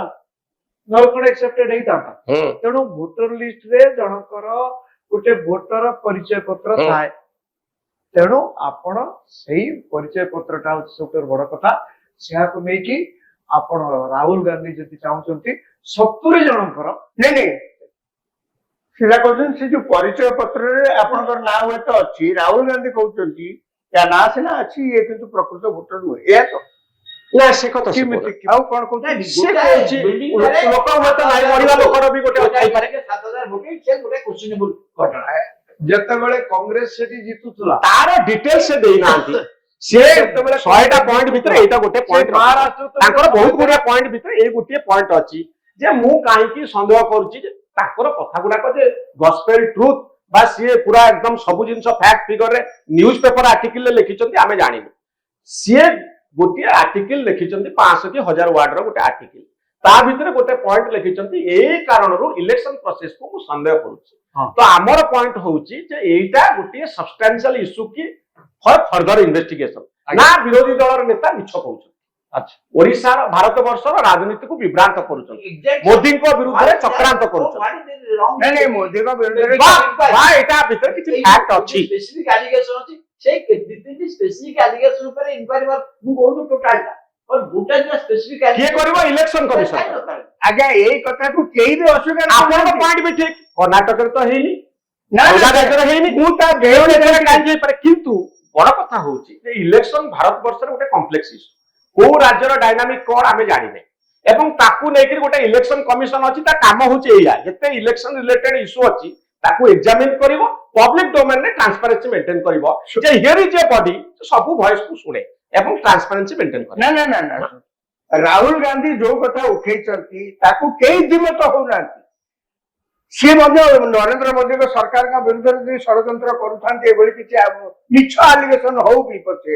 ତାଙ୍କର ସେ କଥା କରିବାର ମଧ୍ୟ ସବୁ ଅଧିକାର ଅଛି ବୋଲିକିରି ସେ କଥା ମଧ୍ୟ ଗ୍ରହଣୀୟ। ଗୋଟେ ଗଣତାନ୍ତ୍ରିକ ବ୍ୟବସ୍ଥାରେ ବାସ୍ ସେଇ କଥା କହୁଛି। ବିରୋଧୀ ଦଳରେ ଯିଏ ଥାଆନ୍ତି ସିଏ କଣ ଚିରଚାରିତ ଭାବରେ ବିରୋଧୀ ଦଳରେ ରହିବେ ସିଏ କଣ ଚାହିଁବେନି ସରକାର ହଁ ତେଣୁ ଯଦି ସିଏ କିଛି ପବ୍ଲିକ ଓପିନିଅନ ଏଇ ବାଟରେ ଏମିତି କ୍ରିଏଟ କରି କରିପାରୁଛନ୍ତି ତାକୁ ମଧ୍ୟ କେହି ପ୍ରଶ୍ନ ଉଠଉନାହାନ୍ତି। ମୋର ଖାଲି କହିବା କଥା ଯେ ବିରୋଧୀ ଦଳ ନେତା ଏକଥା ଜାଣିବା କଥା ବର୍ତ୍ତମାନ ସୁଦ୍ଧା ସେ ଜାଣିଥିବେ କାହିଁକି ନା ମହାରାଷ୍ଟ୍ର ଇଲେକ୍ସନ ଗଲାଣି ଗଲା ବର୍ଷ ନଭେମ୍ବର ମାସ 2024 ଏ କଥାକୁ ସେ ପ୍ରଥମ ଥର ଉଠଉନାହାନ୍ତି ଯଦି ଆର୍ଟିକଲ ଟା ପ୍ରଥମ ଥର ପାଇଁ ଲେଖା ପାରୁଛି ଏ କଥାକୁ ସେ ବାରମ୍ବାର ଉଠେଇଛନ୍ତି ପାର୍ଲାମେଣ୍ଟରେ ବି ଉଠେଇଛନ୍ତି। ବର୍ତ୍ତମାନ ସୁଦ୍ଧା ଫଳ କଣ ହେଇଛି ସରକାର ଆଗ କଥାକୁ ଶୁଣି ନାହାନ୍ତି ଇଲେକ୍ସନ କମିଶନ ଆଗ କଥାକୁ ଶୁଣି ନାହାନ୍ତି। ତେଣୁ ଆଲୋଚନା ଯେତେବେଳେ ଆପଣ ଏଠି କରୁଛନ୍ତି ନୂଆ ଯେତେବେଳେ ସେ ଆଲିଗେସନ ପୁଣି ଉଠେଇଛନ୍ତି ଆଉ ଥରେ ଦିଟା କଥା ମନକୁ ଆସିବ ସ୍ୱାଭାବିକ। ପ୍ରଥମ କଥା ବାରମ୍ବାର ସେ କଥାକୁ କାହିଁକି ଉଠଉଛ ସରକାର ଯଦି ଶୁଣୁନାହାନ୍ତି ତମ କଥା ଦୁଇରେ ଜଣେ କହିପାରିବ କାହିଁକି ତାଙ୍କର ଅଧିକାର ନାହିଁ କି 3 ଥର ଉଠେଇବା ପାଇଁ ଭଲ କଥା। ଚତୁର୍ଥ କଥା ଯୋଉଟା ଆମେ ସବୁଠୁ ଇମ୍ପୋର୍ଟାଣ୍ଟ ଗୁରୁତ୍ୱ କଥା କହୁଛୁ ଆଜ୍ଞା ସରକାର ଯଦି ଆପଣଙ୍କ କଥା ଉଠଉନାହାନ୍ତି ଅନ୍ୟ ବାଟ ମଧ୍ୟ ଅଛି ସରକାରଙ୍କ ଉପରେ ଚାପ ପ୍ରୟୋଗ କରିବା ପାଇଁ ଗଣତାନ୍ତ୍ରିକ ବ୍ୟବସ୍ଥାରେ ଏହା ହୁଏ ସେଇଟା ହିଁ ନିୟମ। କଣ ସେ ବାଟ ସରକାର ଏତେ ଲକ୍ଷ୍ୟ ଆପଣ କହୁଛନ୍ତି ଫ୍ରଡ ଅଛନ୍ତି ଭୋଟର ସେ କଥା ମାନୁନାହାନ୍ତି ସରକାର ଗୋଟେ ସିମ୍ପଲ ସାମ୍ପଲ ତାକୁ ଯଦି ଦେଖେଇ ଦିଆଯାଏ ସରକାରଙ୍କୁ ମିଡିଆ ବା ଜନସାଧାରଣ ପ୍ରେସର ପଡିବନି ଗଭର୍ଣ୍ଣମେଣ୍ଟ ଏବେ ଡେମୋକ୍ରାସିର ତ ନିୟମ ସେଇଟା ନା କଣ କଲେ ନା ଆପଣ ତା ଦେହରେ ଗୋଟେ କହିଛନ୍ତି ଯେ ଏଇ ବିଲ୍ଡିଂ ଟାରେ 7,000 ଫ୍ରଡ ଭୋଟର ଅଛନ୍ତି ବା ସନ୍ଦେହ ଠିକ ଅଛି 7,000 ନହେଲା 7,000 ରୁ 2,000 ସନ୍ଦେହ ତାଙ୍କୁ କରାଯାଉଛି। ଆଜ୍ଞା ଆପଣ କଣ ଚାହିଁଲେ ଜାଣିପାରିବେନି ସେଠି ଆପଣ ଓଡିଶାରେ ସିନା ତାଙ୍କୁ କେହି ଚିହ୍ନିବେନି ମହାରାଷ୍ଟ୍ରରେ ତ ଲୋକ ଚିହ୍ନିବେ ଆପଣ ସେଇଠି ପ୍ରେସ କନଫରେନ୍ସ ଡାକିକିରି କହିପାରିବେ ଦେଖନ୍ତୁ ଏଇ ବିଲ୍ଡିଂ ଆମେ ସର୍ଭେ କରିଥିଲୁ ଏତେ ଲୋକଙ୍କର ଅଛି ଭୋଟର ଲିଷ୍ଟରେ ନା ଏମାନେ ସବୁ କେହି ଭୋଟର ପାଇଁ ଉପଯୁକ୍ତ ନୁହନ୍ତି। ଆଜ୍ଞା ସେତିକି ଗୋଟେ ସେକେଣ୍ଡ ଏତିକି କାମ ଯଦି ଆପଣ କେବଳ କରିପାରନ୍ତି ଯୋଉଟା ଆପଣ କରିପାରିବେ ଲକ୍ଷ ଲକ୍ଷ ଲୋକଙ୍କର ନ କରିପାରନ୍ତି ଏତିକି କରିପାରିବେ ତେଣୁ ଆମେ କହିବା କଥା ଯେ ଏତିକି ଆଜ୍ଞା କରିକି ଯେତେବେଳେ କରିବେ ସରକାରଙ୍କ ଉପରେ ଚାପ ପଡିବ ଇଲେକ୍ସନ କମିଶନ କିଛି ବାଟ ଖୋଜିବ କଣ କିଛି ତାଙ୍କ ଉପରେ ଚାପ ପଡିବ। ଆପଣ ଯୋଉ ଏତିକି କଥା କହୁଛନ୍ତି ଆଜି ପର୍ଯ୍ୟନ୍ତ କେହି ଶୁଣୁନାହାନ୍ତି ସେତେବେଳେ ଆପଣଙ୍କ ପାଖକୁ କାନ ଧରି ଆସି ଶୁଣିବାକୁ ଶୁଣନ୍ତୁ ଯିଏ ଅଭିଯୋଗ କରିଛି ତାକୁ ପ୍ରମାଣିତ କରିବା ପାଇଁ ତାକୁ ବି କିଛି ପ୍ରମାଣ ଯୋଗାଡ଼ କରିବାକୁ ପଡିବ ଏଥିରେ କିଛି ଅସୁବିଧା ନାହିଁ କିନ୍ତୁ ପ୍ରଥମ କଥା ହଉଛି ତାଙ୍କ ପାଖରେ ପ୍ରମାଣ ଅଛି କି ନାହିଁ ସେ କଥା ସେ ଲେଖିନାହାନ୍ତି। ଆମେ ଆଶା କରିବା ଯିଏ ଏତେ ବଡ କଥା କହୁଛନ୍ତି କିଛି ପ୍ରମାଣ ରଖିଛନ୍ତି କିଛି ପ୍ରମାଣ ରଖିଥିବେ। ଆମେ କଣ ରାହୁଲ ଗାନ୍ଧୀର ଓକିଲ କି ସେ କଥା ଆସିଲେ କିନ୍ତୁ but this things R very detail ଏଇ କଥା ଲେଖିଛନ୍ତି ଉଇଥ୍ ଡାଟାବେସ୍। ମୋର କଥା ହଉଛି ଯେହେତୁ ହେଇଛି ଏତେ ବଡ ସାଂଘାତିକ କଥା integrity of the election commission is under question should not be inquired. That is what more ଦିମାଗ କଥା ହଉଛି। ଏଇ ସବୁ ଘଟଣା ଯୋଉ 2-3ଟି ଘଟଣା particularly ସେ ଯୋଉ 5ଟା ପରେ ଭୋଟ 5ଟା ଗୋଟିଏ ବିଲ୍ଡିଂ ରୁ 7,000 ଲୋକ ବାହାରିଲେ 12,000 ବୁଥ ଘଟଣା 12,000 ବୁଥ ରେ କେମିତି ଘଟଣା ହଁ। ଏଇ ଯୋଉ 2-3ଟା ଘଟଣା ଭିତରେ କୋଉଟା ଗୋଟେ ଇନକ୍ୱାରି ହବା ଉଚିତ କିଏ ଏନକ୍ୱାରି କରିବ ଇଲେକ୍ସନ କମିଶନ କରିବ ଇଲେକ୍ସନ କମିଶନ କାହିଁକି ଇଲେକ୍ସନ କମିଶନ କୋଉଠି ଜଷ୍ଟିଫାଏବଲ ରିଜନ ହେଲେ ତ କରିବ ଖାଲି ଆପଣ କହିଦେବେ ଯେ ଏଠି ଯେତେ ଲୋକ କରିବ ନ କରିବ ନାହିଁ ଆଉ କଣ ନ କଲେ ଗୋଟେ କ୍ୱେଶ୍ଚିନ୍ ମାର୍କ ହବ ଆଉ କଣ କିଛି କ୍ୱେଶ୍ଚନ ମାର୍କ ନାହିଁ ଆଜ୍ଞା ଜବରଦସ୍ତି କରିକି କ୍ୱେଶ୍ଚନ ମାର୍କ ଜଷ୍ଟିଫାଏबल ରିଜନ ଅଛି ବୋଲି ତ ଇଲେକ୍ସନ କମିଶନ କାଉଣ୍ଟର ଦେଇଛନ୍ତି ନା ଜଷ୍ଟିଫାଏବଲ ରିଜନ ଖାଲି କାଉଣ୍ଟର ଦେଇଛନ୍ତି କାଉଣ୍ଟର କ୍ଲାରିଫିକେସନ ଦେଇଛନ୍ତି କାହିଁ ଦେବେନି କାରଣ ଯେତେବେଳେ ୱାଇଲ୍ଡ ଏଲିଗେସନ ଯେତେବେଳେ ହୁଏ ତାର କିଛି ଗୋଟେ ଦେବାକୁ ପଡେ ନହେଲେ କହିବେ ଯେ ଏଟା ସତ ନହେଲେ ସେ ଏଲିଗେସନ ବିରୁଦ୍ଧରେ କାହିଁ କିଛି କହିଲେନି କାହିଁକି ଠିକ ଅଛି ଆପଣ ଇଟ୍ ଇଜ ଅପ୍ ଟୁ ନାଇଁ ଆ ଉପରେ କୋର୍ଟ ବି ଯାଇପାରନ୍ତି ଆ ଉପରେ କୋର୍ଟ ଜଜମେଣ୍ଟ ବି ଆସିପାରେ ତେଣୁ ଇଲେକ୍ସନ ରିଲେଟେଡ ଇସ୍ୟୁ ବହୁତ ଆସେ ଶୁଣନ୍ତୁ ଯେହେତୁ ଆଲିଗେସନ ହେଇଛି ଇଲେକ୍ସନ କମିଶନ ବର୍ତ୍ତମାନ ସୁଦ୍ଧା ଆମେ ଯାହା ଦେଖୁଛୁ କେବଳ ଗୋଟେ ଷ୍ଟେଟମେଣ୍ଟ ଜରିଆରେ କାଉଣ୍ଟର ତ କରିଛନ୍ତି ନମ୍ବର 2 ହେଲା ଯୋଉ ଡିମାଣ୍ଡ କରାଯାଉଛି ଇନକ୍ୱାରି କରାଯାଉ ଆଜି ସୁଦ୍ଧା ଇଲେକ୍ସନ କମିଶନ ଏହା ଉପରେ ଗୋଟେ ବିଧିବଦ୍ଧ ଭାବରେ ଅଫିସିଆଲ ଇନକ୍ୱାରି କରିବେ ଏ କଥା ନିଷ୍ପତ୍ତି ନେଇନାହାନ୍ତି ତୃତୀୟ କଥା ହଉଛି ଆପଣ ଯାହା କହିଲେ ଯେ ଆମକୁ ଯାହା ଲାଗୁଛି ବର୍ତ୍ତମାନ ସୁଦ୍ଧା ଯେ ଗୋଟେ ଜଷ୍ଟିଫାଏବଲ ଆଲିଗେସନ୍ସ ନହେଲେ ତାପରେ ଇଲେକ୍ସନ କମିଶନ ଭଳିଆ ଗୋଟେ କନଷ୍ଟିଟ୍ୟୁସନାଲ ବଡି ହଠାତ୍ ଯାଇକିରି କିଛି ଇନକ୍ୱାରି କରିବା ପସିବଲ ନୁହେଁ Who knows? ଆମେ ଆଜି ସୁଦ୍ଧା ଯୋଉଟାକୁ ଜଷ୍ଟିଫାଏବଲ କଥା ବୋଲିକି ଭାବି ପାରୁନେ କାଲି ହୁଏତ ଇଲେକ୍ସନ କମିଶନ ଅର୍ଡର ଦେଇପାରନ୍ତି ଆଜି ଯେହେତୁ ଆପଣ ଟେଲିଭିଜନ କ୍ୟାମେରା ଆଗରେ ଏଇ ପ୍ରସଙ୍ଗ ଉପରେ ଆଲୋଚନା କରୁଛନ୍ତି ଆଜି ସୁଦ୍ଧା ଘଟଣା ଯାହା ହେଇଛି ତାରି ଉପରେ ଆମେ କେବଳ ଆଲୋଚନା ପବ୍ଲିକ ଓପିନିଅନ କେବଳ ସେତିକି ନୁହେଁ ଏକଥା ମଧ୍ୟ କହିଲୁ ଯେହେତୁ ରାହୁଲ ଗାନ୍ଧୀ ଚାହୁଁଛନ୍ତି ଯେ ଇଲେକ୍ସନ କମିଶନ କିଛି କରୁ ଇଲେକ୍ସନ କମିଶନ ଶୁଣୁନାହାନ୍ତି ଏଇ ବାଟ ଅଛି କରନ୍ତୁ କିନ୍ତୁ ପବ୍ଲିକ ଓପିନିଅନ ତିଆରି କରିବା ହଉଛି ଗଣତନ୍ତ୍ର କାମ ସେଇ କରିବା ପାଇଁ ସେ ଖବର କାଗଜରେ ତ ଲେଖା ମାଧ୍ୟମରେ ଓପିନିଅନ ତିଆରି କରୁଛନ୍ତି ପବ୍ଲିକ ଓପିନିଅନ ଟା କରିବା ପାଇଁ ତ ଏଇ ଯୋଉ ସେ କରିବା ଉଚିତ ଆପଣ କଥା ବି ଜଷ୍ଟିଫାଏଡ ସେ କରିବା ଉଚିତ ଇମ୍ପୋର୍ଟାଣ୍ଟ କଥା ହଉଛି ଆପଣ ବି ନିର୍ବାଚନ ରହିଛନ୍ତି ଇଲେକ୍ସନ କମିଶନ ବିଷୟରେ ହଉଛି all voters have a right to say because all voters have a stake in election commission ହଁ why not କିଏ ମନା କରୁନାହାନ୍ତି ଆଜି ନୂଆ କଥା ନୁହେଁ ସବୁବେଳେ କହି ଆସିଛନ୍ତି ମଧ୍ୟ that is exactly ଯଦି ଗୋଟେ ଇଲେକ୍ସନ କମିଶନ କେତେ ଗୁଡା ବିଷୟରେ କିଛି ସନ୍ଦେହ ଇଣ୍ଟିଗ୍ରିଟି ନେଇକି ହଉଛି that should be clarified in the bigger interest of the democracy ଆଜ୍ଞା ନହେଲେ ବିରୋଧୀ ଦଳରେ ଥିବା ଲୋକମାନେ ଆଉ ସରକାରକୁ ଆସିବେନି ଗଣତନ୍ତ୍ର ଖତମ ହେଇଯିବ ବିରୋଧୀ 24 ବର୍ଷ ଭିତରେ ଇଲେକ୍ସନ କମିଶନ ବିରୁଦ୍ଧରେ କଥା ହଉଛି ଇଲେକ୍ସନ କମିଶନ ଇଣ୍ଟିଗ୍ରିଟି ସାଧୁତା ଦେଇ ଯଦି ଲୋକଙ୍କ ଭିତରେ ସନ୍ଦେହ ହୁଏ ଆପଣ ଲେଜିଟିମାସି ଅଫ୍ ଇଲେକ୍ସନ ଯଦି କ୍ୱେଶ୍ଚିନ୍ ହବ ଆପଣ ଲେଜିଟିମାସି ଅଫ୍ ଦି ଏଣ୍ଟାୟାର ପ୍ରୋସେସ ଯଦି କ୍ୱେଶ୍ଚିନ୍ ଅନେକ ବାଂଲାଦେଶରେ ଆପଣ ଶେଖ୍ ହାସିନା ଯୋଉ ପ୍ରଧାନମନ୍ତ୍ରୀ ହେଇଥିଲେ ଇଲେକ୍ସନର ଲେଜିଟିମାସି ସାରା ବିଶ୍ୱ ଆକ୍ସେପ୍ଟ କଲାନି ଲାଷ୍ଟ ଇଲେକ୍ସନ କହୁଛି ସେଠି ଅପରାଇଜିଂ ହେଲା ଚେହରା ପାଇଁ ଇଲେକ୍ସନ ଟା ବହୁତ ଇମ୍ପୋର୍ଟାଣ୍ଟ ଦେଶ ପାଇଁ ଆମ ଗଭର୍ଣ୍ଣମେଣ୍ଟର ଲେଜିଟିମାସି ଅଛି ମୁଁ ଆଉ ଗୋଟେ କଥା ରାଜାରାମ ବାବୁ ଗତ ଇଲେକ୍ସନରେ ଲେଜିଟିମାସି ଅଛି ବାବୁ ଗତ ଇଲେକ୍ସନରେ କଣ ହେଇଥିଲା ବିଜେଡିର ଜଣେ ଅଫିସର ଇଲେକ୍ସନ ଚାର୍ଜରେ ଥିବା ଅଫିସରଙ୍କୁ ଫୋନ କରିଥିଲେ ଯେ ବିଜେପିର ଆଡକୁ ଆପଣ ଦିଅନ୍ତୁ ତାକୁ ପାସ୍ କରନ୍ତୁନି ସେ ଯୋଗ୍ୟ ନୁହେଁ ଯିବା ପାଇଁ ଏଇ କଥା ଚାପ କଣ ସବୁ ଯେତେ ପେପର ଆଡ ଆପଣ ଦେବେ ସେଟା ଆପ୍ରୁଭ ବାଇ ଦ ଇଲେକ୍ସନ କମିଶନ ଆଜ୍ଞା ଚାପ ପକା ଯାଉଥିଲା ଜଣେ ଅଫିସରଙ୍କ ଜରିଆରେ ବିଜେପିର ଆଡକୁ ଆପଣ ଖବର କାଗଜରେ ଦିଅନ୍ତୁ ତାକୁ ଅଟକେଇ ଦିଅନ୍ତୁ ଏ କଥା ତ ପୁଣି ପରବର୍ତ୍ତୀ ସମୟରେ ଆସିଲା ଇଲେକ୍ସନ କମିଶନ ତାକୁ ସିରିୟସଲି ନେଲେ ସେ ଅଫିସରଙ୍କୁ ପ୍ରୋସିଡିଂ ଷ୍ଟାର୍ଟ ହେଲା ଅବଶ୍ୟ ପରବର୍ତ୍ତୀ ସମୟରେ ବହୁତ କଥା ଘଟିଲା ସେ ଅଫିସରଙ୍କ ବିରୁଦ୍ଧରେ କିଛି ହେଲାନି କିନ୍ତୁ ଏ କଥା ତ ଉଠିଲା ସେ ଆଇଏସ୍ ଅଫିସର ତ କହିଲେ ତାଙ୍କ ହ୍ୱାଟ୍ସଆପ କୁ କଲ୍ ଆସିଥିଲା ଯେ ଏଇ ବିଜେପିର ଆଡ କୁ ତମେ ଆଲାଉ କର ନା ବୋଲି ଏ କଥା ତ ଯଦି ଆପଣ କହିବେ ଏଟା ଏଇ 2024 ଏଇ 24 ଇଲେକ୍ସନ କଥା ପୂର୍ବରୁ ମଧ୍ୟ ଏ କଥା ହୁଏ ନାଇଁ ତା ପୂର୍ବରୁ ମଧ୍ୟ ମୋର ଅଭିଜ୍ଞତା ଅଛି ପ୍ରେସ କନଫରେନ୍ସ ଥରେ ସିଇଓ କୁ ମୁଁ ପଚାରିଲି ଆଜ୍ଞା election model code of conduct ପରେ ତ ଆପଣ ଆଉ ଟେଣ୍ଡର ଦେଇପାରିବେନି ରାସ୍ତା କରିବା ପାଇଁ କେମିତି ଆପଣ ଟେଣ୍ଡର ଦେବେ ଦଉଛନ୍ତି ବୋଲି ଯାହା ଖବର କାଗଜରେ ବାହାରିଛି ସବୁ ଟେଣ୍ଡର ଦିଆଯାଇଛି କେମିତି ଏଇଟା ପସିବଲ ହବ ନା ସେଟା ଆଗରୁ ସିଗ୍ନେଚର ହେଇଯାଇଥିଲା ଏ କଥା ହୁଏ କାରଣ ଯୋଉଠି ମାନେ ମୋର କହିବା କଥା ଏଥିରେ ଆପଣ ଯଦି ଆଶା କରିବେ ସ୍ୱଚ୍ଛତା ହଁ ତେଣୁ ବହୁତ ଗୁଡିଏ ଅସଚ୍ୟ ଘଟଣା ଘଟେ ଏଣ୍ଟାର ପ୍ରୋସେସଟା ଲେଜିଟିମାସି ନେଇକି କାହିଁକି ନାଇଁ ଆ ଭିତରେ ପଲିଟିକ୍ସ ନାହିଁ ବୋଲି ଆମେ କହୁନେ ଆ ଭିତରେ ଯେହେତୁ ସେମାନେ ବିରୋଧୀ ରାଜନୀତି କରୁଛନ୍ତି କିଛି କିଛି ରଙ୍ଗ ମାରିକିରି କଥା କହୁନାହାନ୍ତି ବୋଲି ଯେ ଆମେ କହିବା ଯେ ସେ ଗସ୍ପେଲ ଟ୍ରୁଥ ପୁରାପୁରି ସବୁ ତଦନ୍ତ କରିକିରି ରିପୋର୍ଟ ମାରିକି ଦେଉଛନ୍ତି ତାଙ୍କ କଥା କେହି ଶୁଣୁନାହାନ୍ତି ସେଇଟା ବି ନୁହେଁ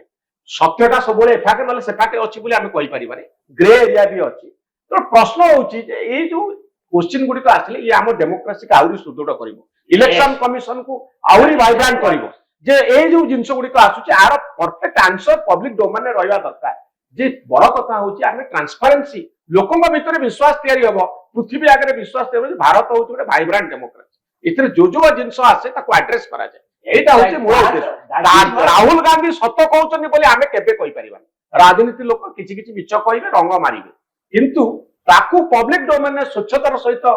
ଠିକ କାମ ଚାଲିଛି ବୋଲି ଇଲେକ୍ସନ କମିଶନ ସେଇଥିପାଇଁ ଗୋଟେ ଇଣ୍ଡିପେଣ୍ଡେଣ୍ଟ ବଡି ତ independent body, it's a very powerful body. Okay Constitution has given you enough power. Okay 324. ହଁ ବହୁତ ଧନ୍ୟବାଦ ଶ୍ରୀତ ରାଜାରାମ ଶତପଥୀ ରବି ଦାସ ଏବଂ ଶ୍ରୀତ ଖାରବେଳ ସ୍ୱାଇଁ ଯେ ଗୋଟେ ବହୁତ ଭଲ ସବଜେକ୍ଟକୁ ନେଇ ଡିବେଟ୍ ହେଲା ଗଣତନ୍ତ୍ର ଟିକେ ଭଲ ଡିବେଟ୍ ହେବା ଜରୁରୀ ଯାହାଫଳରେ ବହୁତ ଗୁଡ଼ିଏ ପଏଣ୍ଟ ଆସିବ ବହୁତ ଗୁଡ଼ିଏ ଆଲୋଚନା ହବ ଯେମିତି ରାଜାରାମ ବାବୁ ଗୋଟେ ପଏଣ୍ଟ କହିଲେ ଯେ ଯେତେବେଳେ ଜଣେ ପବ୍ଲିକ ଡୋମେନକୁ ଯାଉଛନ୍ତି ଫ୍ୟାକ୍ଟ ଫିଗର ସହିତ ଯଦି ଆସିବେ ଆହୁରି ଚାପ ତିଆରି ହବ ତେଣୁ ଠିକ ପ୍ରଥମ କଥା ହଉଛି ଗୋଟେ ଆର୍ଟିକିଲ ହଉଛି ଗୋଟିଏ ଚାପ 54ଟି ଭାଷାରେ 54ଟି ଆର୍ଟିକିଲ ବାହାରିବା ଭାରତ ବର୍ଷର ସବୁ ଖବର କାଗଜରେ ପ୍ରେଷ୍ଟିଜିୟସ୍ ଖବର କାଗଜରେ ସେଇଟା ମଧ୍ୟ ଗୋଟେ ଚାପ ପରବର୍ତ୍ତୀ ଷ୍ଟେଜରେ ଆମେ ଆଶା କରିବା ଯିଏ ଅଭିଯୋଗ ଆଣୁଛନ୍ତି ସେ ମଧ୍ୟ ପ୍ରମାଣିତ କରିବେ ଯେ ସେ ଯାହା କହୁଛନ୍ତି ସତ କହୁଛନ୍ତି ଆଉ ସିଏ ସତ